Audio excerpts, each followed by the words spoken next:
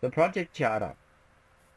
In this video, you will learn the importance of having a project charter document developed, as well as the steps needed to do so successfully. We've divided the video into the following topics. What is a project charter? What does a project charter contain? And why is having a project charter important for your project? So let's have a look at first what is a project charter. So as our good friend Dilbert here clearly illustrate, if you don't have a reference point, then no one will know the facts. In this particular case, it is an estimate that's just taken out of the air, but it can be just as good as anything else because it is no reference point. There is no place to go and get the factual information about your project. And this is what we try to do with the project charter. So the project charter defines and brings authority to the project. And we have already spoken about authorizing the project manager. The project charter is where it formally gives the project manager the authority to get the project done. The project charter also makes the project a project. So the project charter formally authorizes the project to exist and to be completed within whatever given time frame and budget. But this is where, if there is no project charter, there is no formal project that exists. Then it sets the goal, the end goals of the projects. So again, we have been talking about the business case. What is the project to achieve? What is the objective, the mission, the vision and the strategy, the value to be realized? All of that goes into the approval process or the decision process to say from the executives, yes, we want to start the project. Once it's done, then you will have the details documented in the project charter, because this is where everyone refer to, and everyone needs to know what are the end goals of the project. And this is what you get in the project charter. You will have the high level end goals, objectives that the project should achieve. So it is a reference point where you have all the facts that you need everyone to know and understand in order to work and carry out the work in the same manner and in the same direction. So what does a project charter then contain besides those items listed in the summary? Well, the project charter document, and it can be one document, it can be many documents, it can be a system where you have several screens where all the information, it doesn't really matter, but the project charter repository, so to speak, should contain scope, detailed scope, what is to be included in the project, what is not. Now later on when you start, the scope might change, that's okay, but what is the initial scope? Objectives, what are the project trying to do? Measurements, the KPI values, how are we going to monitor, control that the project is on track, but also that the objectives is fulfilled after the project. So everyone can start put their mind to it and think long-term value realization, and it's not just getting things done, getting the test signed off, getting go live, and getting the signed off, the test results signed off, and then go live, and then we have left. It's a long-term commitment that needs to be done, and goals, long-term goals that needs to be fulfilled.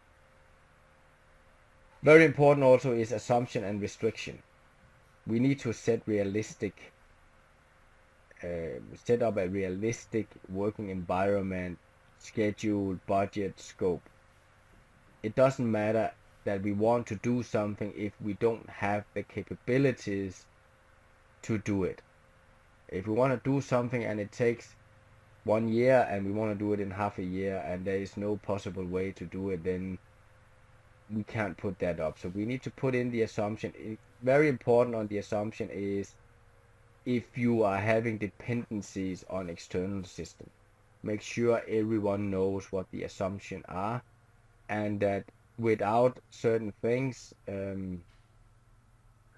you cannot move forward, as well as the restrictions.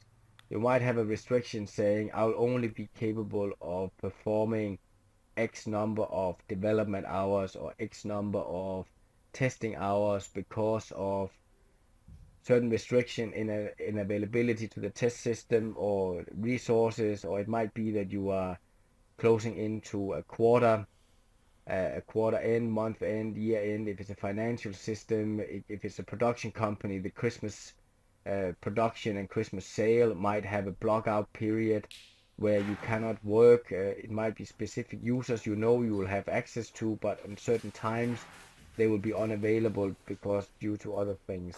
So make sure you have all the assumption and all the restrictions clearly documented and signed off, so everyone understand that I cannot expect this to happen at this time or happen at all because there is a restriction, or if this assumption doesn't happen, I will fail on my end.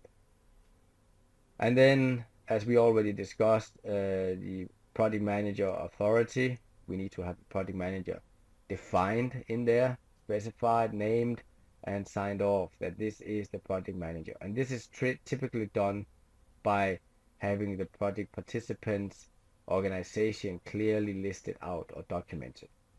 Also, stakeholders, very important, especially when you are getting into the value dimension, where you need to make sure the stakeholder management is in place. So list in the project charter the major participants for your project. Again, it might change. So will the assumption and restrictions might also change as you go along the project, but define the initial information you have. So this is a kind of an illustration of what the project charter should contain. We have here a picture of some more details about from the table of content, and I've just extracted from the SAP ASAP method the project charter document and put in the table of content that SAP have in their template. And over here you can see what we have seen on several projects being used successfully. So most areas are covered in each of the table of contents, just under different names. A few things that is different.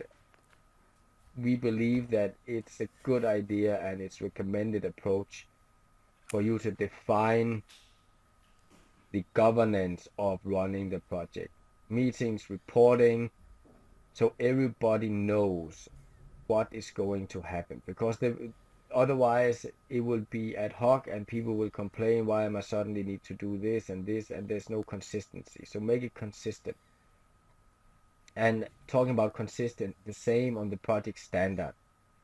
Set the expectation now. On this project, this is the standards we're going to use.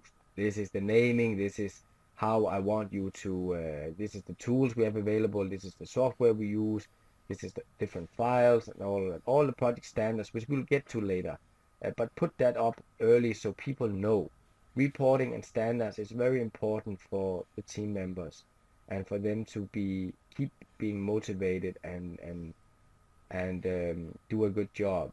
You don't want them to be on the back end of things and always be behind on reporting or get blamed because it's something that's following a wrong naming version, whatever. So put that up front, get that away. It will help motivate your team. That's our recommendation.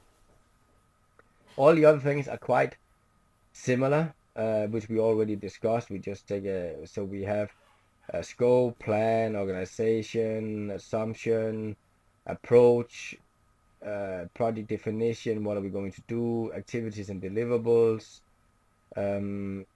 Also, we put in the project processes. I think it's important that everyone knows if there is a risk, if there's an issue, if there's a change, how is it going to happen. SAP put in the risk assessment, but there should really be the full project processes briefly described, so everybody knows, again, if I face an issue, what should I do? It's not something that comes as a surprise. SAP put in the total estimated project cost. Yes, it depends on the nature of the project. Sometimes you don't have the cost if it's an internal project. Sometimes you don't want to share the cost if it's an external project vendor. But I think definitely the contractual commitment should be there. If you have vendors, what are the vendors going to do? You can put in a rough dollar figure if you want to. In most cases, I've seen it being left out. So this is the content of the project charter, which we recommend, and what you find in the ASAP template. And again, we will have a downloadable material for you where you can see the template for the project charter as well. And if any questions, always go to the forum. Lastly, it's just to try and put everything in one perspective. Why is having a project charter important? Well, this project, I think, or this picture, I think, illustrate what the project are facing very well. You want everyone to know what is the current situation. In this case, I'm standing on this side of the river. What is the future situation? I want to get over here. Okay, the objectives for me is, or the course of action first is to build a bridge, and the objective is to build a bridge that will bring me over, and the dimension of the bridge needs to be quite strong. I will have X things to get over the bridge. And why I need the bridge? Because this is shark infested waters. So, or what I need to bring over needs the bridge to pass.